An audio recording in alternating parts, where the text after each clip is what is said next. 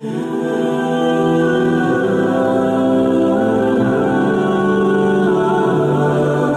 یہ احساس بندے کے اندر پیدا ہو جائے کہ میرا اللہ مجھے دیکھ رہا ہے، تو صرف رمضان میں ہی نہیں کہ کھانے پینے کے وقت رک جائے کہ اللہ دیکھ رہا ہے، جب وہ رشوت لینے لگے تو پھر اس کو خیال آتا ہے میرا اللہ دیکھ رہا ہے، نظر پھٹکنے لگے، خیال بہکنے لگے، سوچ آوارہ ہونے لگے تو وہ خیال کرتا میرا اللہ مجھے دیکھ رہا ہے۔ تو کہا یہ احساس پیدا کر۔ قال فاخبرنی عن الساعہ، پھر کہنے لگا مجھے قیامت کے بارے میں ارشاد فرمائیے، خبر دیجیے۔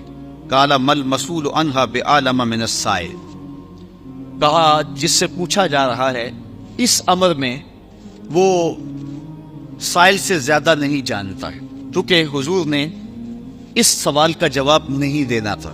لازمی نہیں ہے کہ جو سوال کوئی پوچھے اس کا جواب بھی دے دیا جائے، چونکہ یہ امر مخفی رکھا گیا ہے۔ تو حضور نے فرمایا یہ تو تو بھی جانتا ہے، جو جتنا مجھے پتا ہے اتنا تو تجھے بھی پتا ہے، اس لیے یہ سوال نہ کرو، کیونکہ لوگوں کے سامنے یہ سوال بیان کرنے کی ضرورت نہیں۔ کہ اس نے بحث نہیں کی اور کہا کہ اچھا اس کی کچھ نشانیاں بتلا دی۔ فاخبرنی عن اماراتها، اس کی نشانیاں بتا دی۔ قال ان تلد الامۃ ربتها، ایک نشانی تو یہ ہے کہ لونڈی اپنے مالکہ کو جنم دے گی۔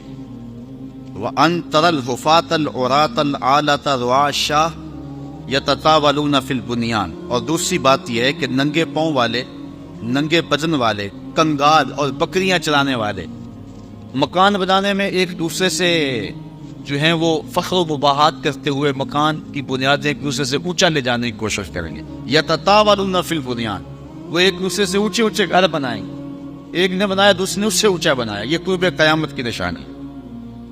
اللہ قال ثم انطلق، حضرت عمر کہتے ہیں کہ پھر وہ شخص چلا گیا۔ فلبثت ملیا، ہم کافی دیر حضور کے پاس بیٹھے رہے، کچھ عرصہ گزرا۔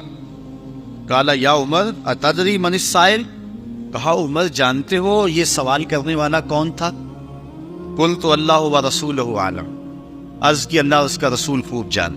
صحابہ کو اندازہ ہوتا بھی تو پھر بھی یہی کہتے، بلکہ یقین بھی ہوتا تو پھر بھی یہی کہتے۔ تو فرمایا عمر جانتے ہو من السائل، سائل کون ہے؟ قلت اللہ ورسولہ عالم، کہتے میں نے کہا اللہ اس کا رسول جان۔ قال فإنہ جبرائیل، کہا یہ جبریل امین تھے۔ اتاکم یعلمکم دینکم، جو تمہیں تمہارا دین سکھانے کے لیے آئے تھے۔ اچھا جبریل نے جو دین سکھایا اس میں پہلی بات یہ تھی جب حضور کے سامنے آؤ تو ادب سے دو زانو ہو کے بیٹھ جاؤ، یہ انہوں نے طریقہ سکھایا، ادب سے حضور کی چوکھٹ پہ آؤ، اور سیکھنا چاہتے ہو تو دو زانو ہو کے بیٹھو حضور کے گھر۔ تو اب ایمان، اسلام اور احسان کی خبر ہوئی۔ حضرت ابن عمر رضی اللہ تعالیٰ عنہ سے ایک روایت ہے، اس میں بھی ان 5 چیزوں کا ذکر کیا گیا۔ یہ حضرت عمر سے ہے اور یہ ان کے بیٹے حضرت ابن عمر رضی اللہ تعالیٰ عنہ، فقیہ صحابی۔ بنی الاسلام علی 5، شہادت اللہ الہ الا اللہ وان محمدا عبدہ ورسولہ، واقام الصلاۃ وایتاء الزکوٰۃ والحج وصوم رمضان۔ اسلام کی بنیاد 5 چیزوں پہ ہے، اس گواہی پہ کہ اللہ کے علاوہ کوئی معبود نہیں اور حضور اس کے بندے اور رسول ہیں، اور دوسرا نماز قائم کرنا، تیسرا زکوٰۃ دینا، چوتھا حج کرنا، اور 5واں رمضان کے روزے رکھنا۔ انسان جب اسلام کے دامن میں آ جاتا ہے تو پھر احکام اسلام کے جو اس کے اوپر لازم ہو جاتے ہیں، لیکن پچھلے کفر کے سارے جتنے گناہ ہیں وہ اسلام سے دھل جاتے ہیں، پاک ہو جاتے ہیں۔ ماں قبل کے گناہوں کا کفارہ ہے اسلام۔ اس پر ایک روایت دیکھی جس کو امام مسلم نے اپنی سند کے ساتھ روایت کیا ہے، یہ حضرت عمر بن عاص رضی اللہ تعالی عنہ سے ہے۔ اللہ نے جب ان کے سینے میں اسلام کی چمک و روشنی پیدا کی اور اسلام کی حقانیت کو ان کے دل نے قبول کرنا چاہا تو پھر وہ حضور کی خدمت میں آ گئے۔ کتنے خوش نصیب لوگ تھے کہ جب ان کا جی چاہتا تو حضور کی خدمت میں حاضر ہو جایا کرتے تھے۔ تو کہتے ہیں میں حضور کی خدمت میں حاضر ہوا، اتیت النبی صلی اللہ علیہ وسلم، میں حضور کی خدمت میں حاضر ہوا، فقلت ابسط یمینک فلأبایعک، عرض کی حضور ذرا اپنا دایاں ہاتھ بڑھائیں نا، میں آپ کے ہاتھ پہ بیعت کرنا چاہتا ہوں، میں اسلام کی بیعت آپ کے ہاتھ پہ کرنا چاہتا ہوں۔ فبسط یمینہ، تو حضور نے اپنا دست راست، اپنا دایاں ہاتھ آگے فرمایا۔ جب آگے کیا تو حضرت عمر بن عاص رضی اللہ تعالیٰ عنہ فرماتے ہیں فقبضت یدی، میں نے اپنا ہاتھ پیچھے کھینچ لیا، میں نے اپنا ہاتھ جو ہے وہ پیچھے کھینچ لیا۔ کالا مالا کا یا عمر، عمر کیا ہوا تمہیں؟ مجھے تم نے کہا کہ ہاتھ بڑھاؤ، میں بیعت کرنا چاہتا ہوں، میں نے ہاتھ بڑھایا تو تم نے اپنا ہاتھ پیچھے کھینچ لیا، کیا ہوا تمہیں؟ مالا کا کیا ہوا؟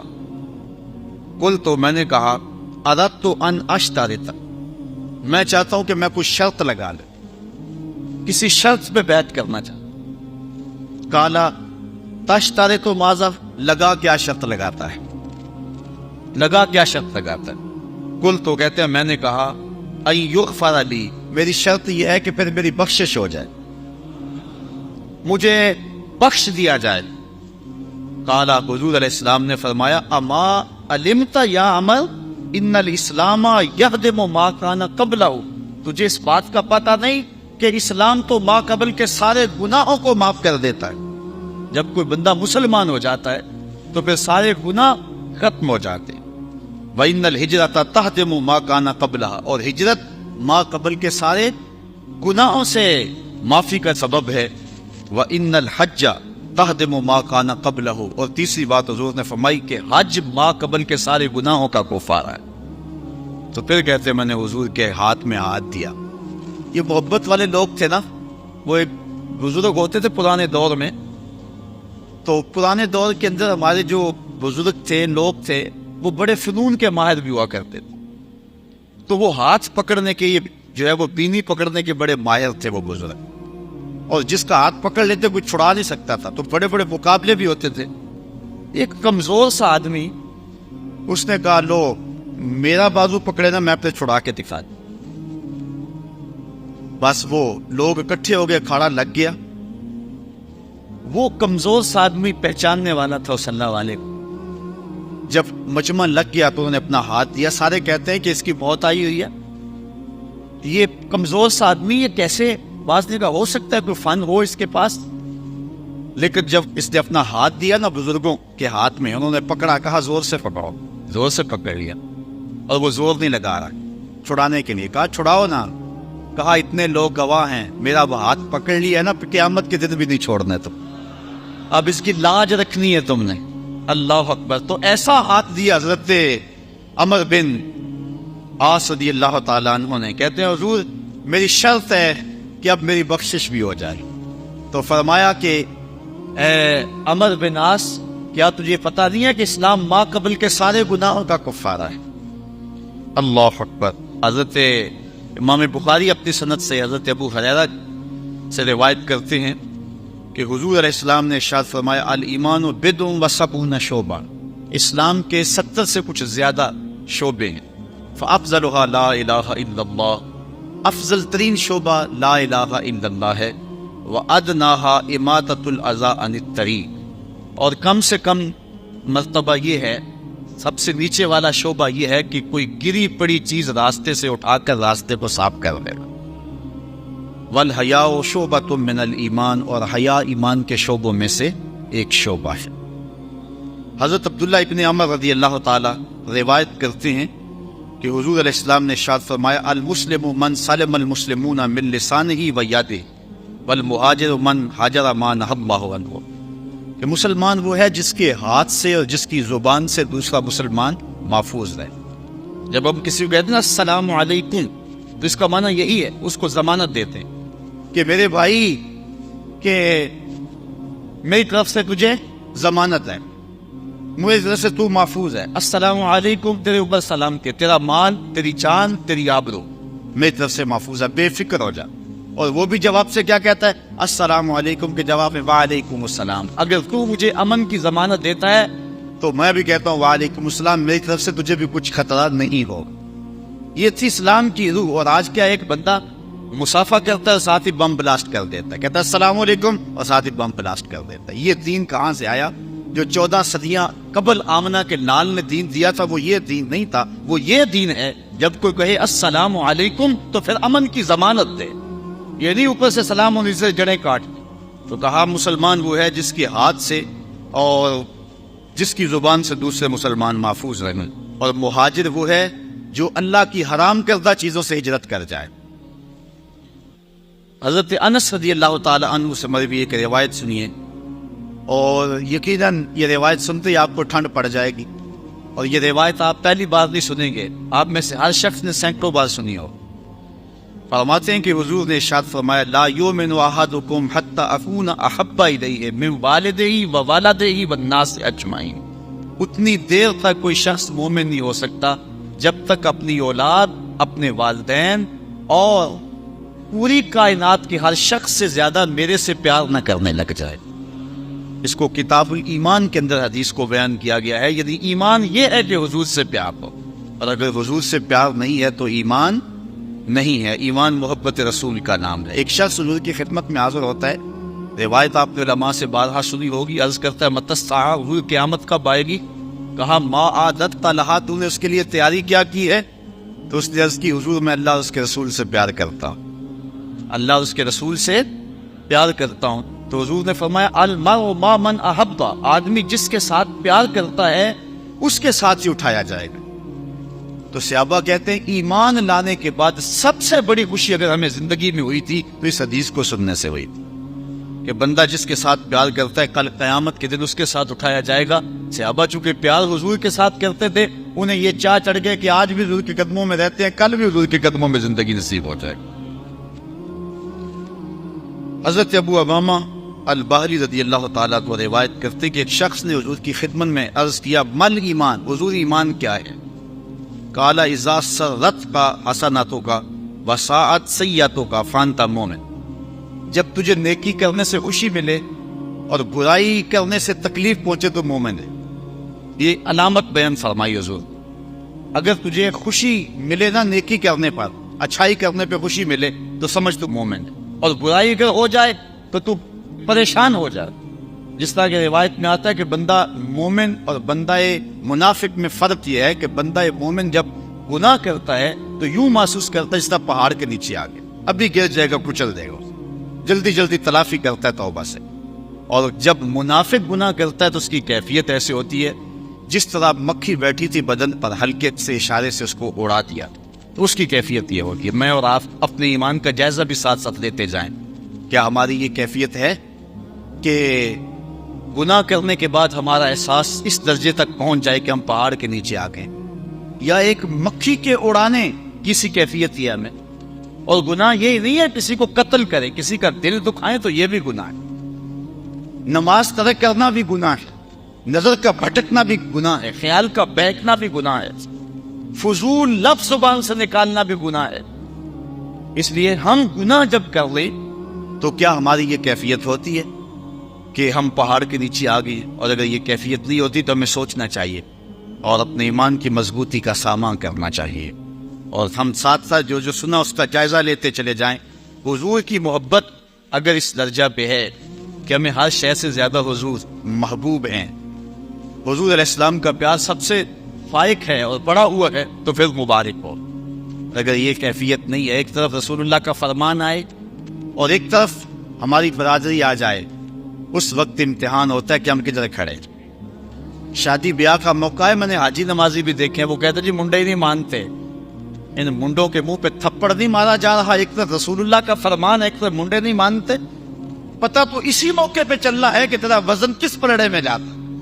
اتنی دیر تک انسان جو ہے وہ کامل مومن نہیں ہو سکتا جب تک ہر شے سے زیادہ حضور پیارے نہ ہو جائیں، حضور ہر شے سے زیادہ محبوب نہ ہو۔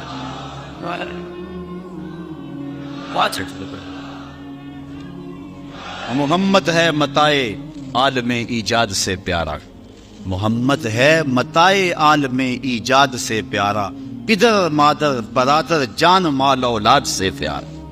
محمد کی غلامی دین حق کی شرط اول ہے، اسی میں ہو اگر خامی تو سب کچھ نامکمل۔ حضور سے اپنی محبت کا رشتہ جوڑیں اور مضبوط تر رشتہ کریں۔ محبت کے ایک الگ تقاضے ہیں، بہرحال وہ مضمون ایک لمبا ہو جائے گا، ان تقاضوں کو بھی سمجھیں اور حضور کے ساتھ اپنے پیار کے ربط کو مضبوط کر لیں۔ جو حضور تک نہیں پہنچا وہ خدا تک نہیں پہنچا ہے۔ تو فرمایا کہ جب تجھے نیکی خوشی دے اور برائی سے جو ہے تجھے تکلیف پہنچے تو تو مومن ہے۔ قیلا یا رسول اللہ فما الاثم، عرض کی حضور گناہ کیا ہے؟ قالا اذا حاک فی نفسک شیء فداہ، فرمایا جب تیرے سینے میں کوئی چیز کھٹ کے تو پھر اس کو چھوڑ دے. جب تیرے سینے میں کوئی چیز کھٹکے، چبھن پیدا ہو، ایک چیز ٹھیک نہیں ہے، تو پھر اس کو چھوڑ دے.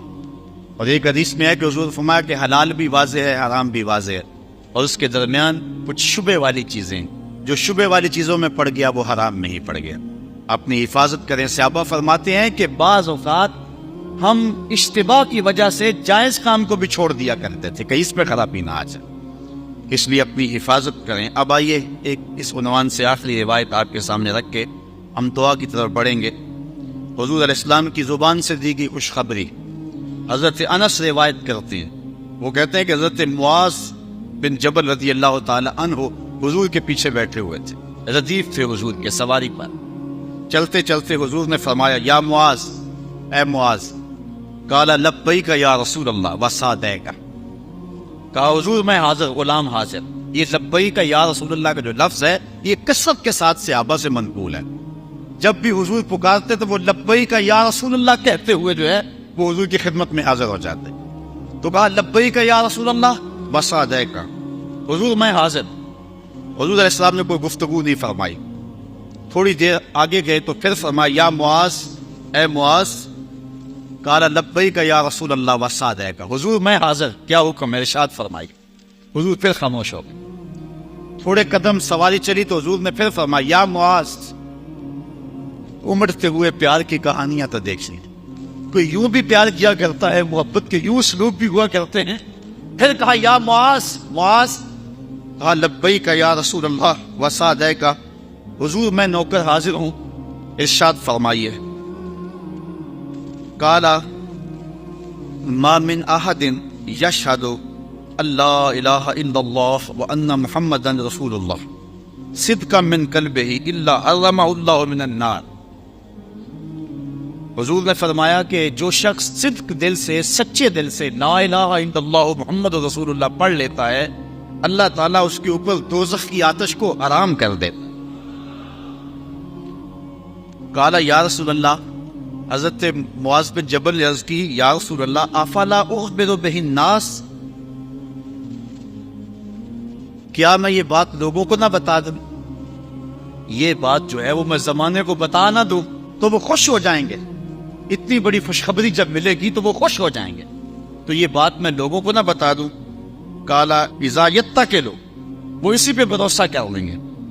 تو حضرت سیدنا معاذ بن جبل نے پھر ساری زندگی حدیث بیان نہیں کی. جب آخری وقت آیا تو اس وقت کہا لوگوں میرے پاس ایک امانت ہے اور میں چاہتا ہوں کہ وہ تمہیں بیان کر ہی جاؤں. تو پھر انہوں نے آخری موقع کے اوپر فاخبر بها معاذ عن موتہ تعصما، گناہ کے ڈر سے کہ حضور کی کوئی بات چھپانی نہیں چاہیے، تو انہوں نے جو ہے اس حدیث کو بیان کر دیا کہ جس نے سچے دل سے لا الہ الا اللہ پڑھ لیا وہ جنت میں جائے گا. یہاں اللہ حضرت کو سنیے، وہ کہتے ہیں پیش حق مجدہ شفاعت کا سناتے جائیں گے.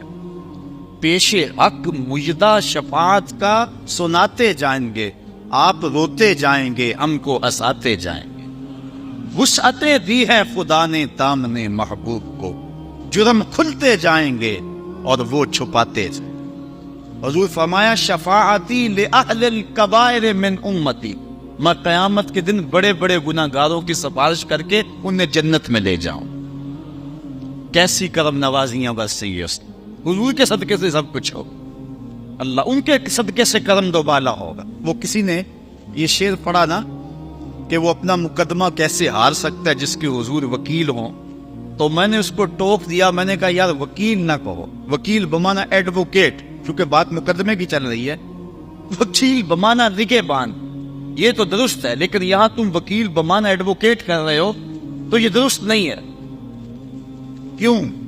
اس لیے کہ جو وکیل ہوتا ہے وہ جج کو کہتا ہے کہ میرے موکل نے یہ جرم نہیں کیا، لہذا چھوڑ دو. اگر جرم ثابت ہو تو سزا پکی ہے. جو وکیل ہے وہ اپنے موکل کے بارے میں جج کو کہتا ہے کہ میرے موکل نے یہ جرم نہیں کیا، لہذا چھوڑا جائے. اور جو شفیع ہوتا ہے وہ کہتا ہے سب کچھ کیا ہے، میرا آنا دیکھا جائے. حضور قیامت کے دن وکالت نہیں فرمائیں گے، شفاعت فرمائیں گے. جدھر جدھر ہاتھ اٹھتے چلے جائیں گے بخشش ہوتی چلی جائے.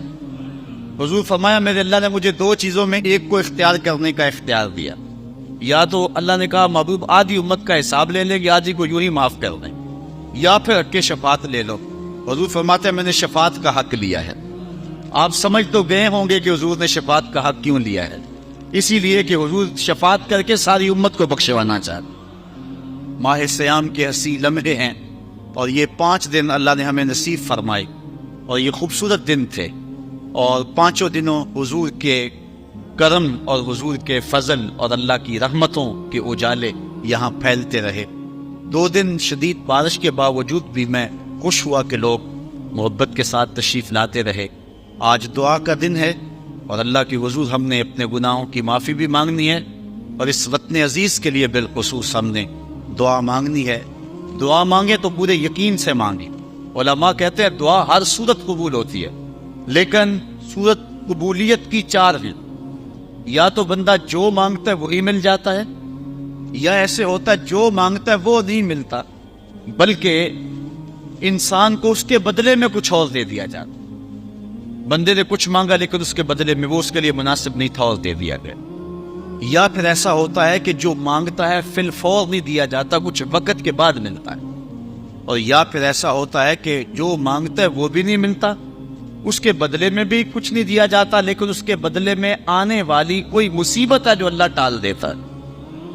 اور ایک بات یہ بھی علماء نے بیان فرمائی، یا اس دعا کو آخرت کے لیے ذخیرہ کر لیا جاتا ہے کہ قیامت کے دن اس دعا کا بدلہ دیا جائے گا۔ پھر بندہ سوچے گا میری دنیا پہ کوئی دعا قبول ہی نہ ہوئی ہوتی، ساری دعاؤں کے بدلے مجھے آخرت میں دے دیے۔